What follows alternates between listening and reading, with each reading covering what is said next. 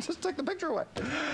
New Zealand has the lowest organ donor rate in the Western world. Last year we had just 7 donors per million Kiwis compared to Spain's 35 and South Australia's 27. So what makes Kiwis so averse to saving lives? Well, joining me now with his take on it is Andy Tukey from Give Life New Zealand. Good morning, Andy. Hi, Oliver. Now, why does New Zealand have such low organ donor rates?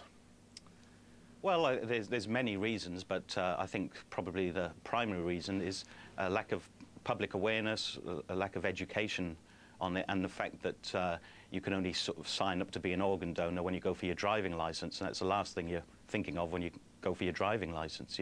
You're going there to be a driver, not to be an organ donor. Yeah, it does seem to be a bit ridiculous. Why is that the way that... do other countries do it in a similar way? A lot of countries do have a register, an organ donor register. We don't have one in New Zealand. It's been an on-off idea over the past few years, but they're sticking with the driving licence, which is a flawed system. So do you think that needs to be changed, the law needs to be changed, or we need to put into place a register? A register would help. The problem with the current law is that the primary consent has to be recorded, and without a register you can't record your consent. Also, the driving licence excludes non-drivers, and you know, anyone under the age of 15 can't sign up. Because basically we still have a situation, don't we, whereas if I have organ donor on my licence and then my family says no, the organs don't get donated. Well, they don't actually even check the driving licence or the LTSA database. They always ask the family. So if you haven't discussed it with your family and they're asking the family at the worst possible time, you know, but, you know, your husband's just died, by the way, can we have his organs? You know, it's not the best time to be asking. No, and it does need to get in early. Now, tell me, what is Life Sharers?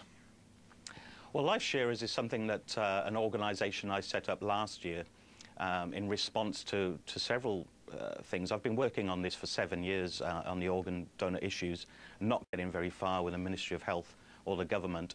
And when the last Labour government decided to scrap the organ donor register, and the reason they stated was because you, as in the New Zealand public, are not capable of making the decision to be an organ donor, that really riled me up.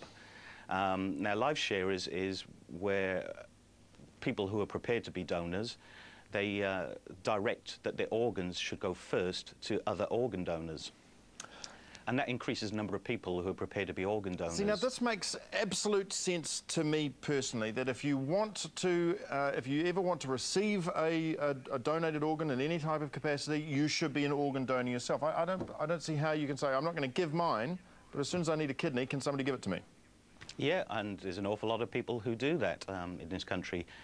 They're not prepared to give, but they'll take, and I don't know where they think the organs are coming from if everyone has that attitude.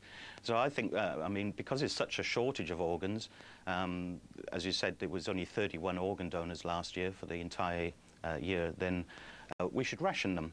And organs, the fairest way to do that is to offer the organs first to people, those prepared to give.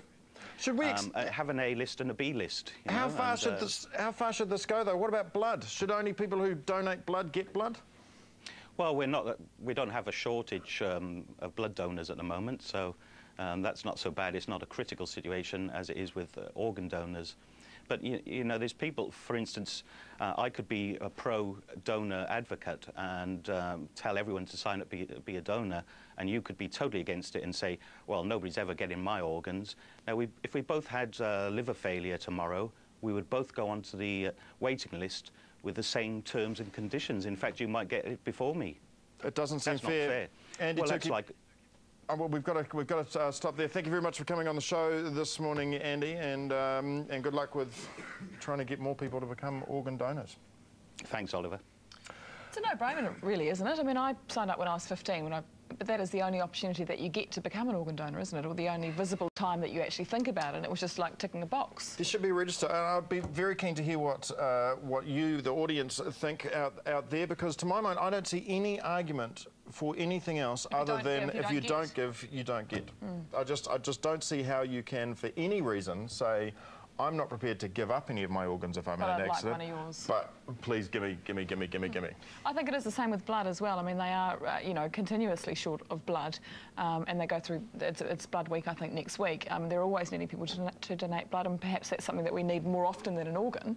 And it should be the same thing. Let's just start with the organs. Okay, all right.